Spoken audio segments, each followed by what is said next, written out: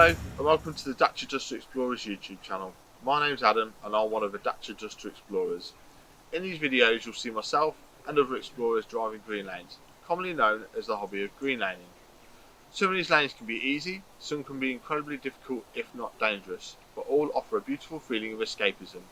If you have any doubt about the green lane you're driving, get out and walk the lane first, making a mental note of places to turn around a period and thinking about strategies to overcome difficult sections, because reversing after a failed attempt to get along the lane can be incredibly difficult and very risky.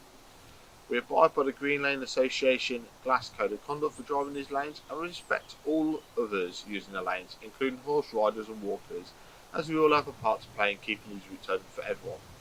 If you're thinking of green laning yourself, please consider joining the Green Lane Association to help fight to keep these lanes open and to help you understand more about this hobby. They also have a Trailwise 2 website which will significantly aid in your planning. Please don't forget to like and subscribe to the YouTube channel to get updates on new videos and check out our previous massive video collection. For more information head to the website www.daciadusterexplorers.co.uk, and finally, thanks for watching, stay safe and enjoy your trips.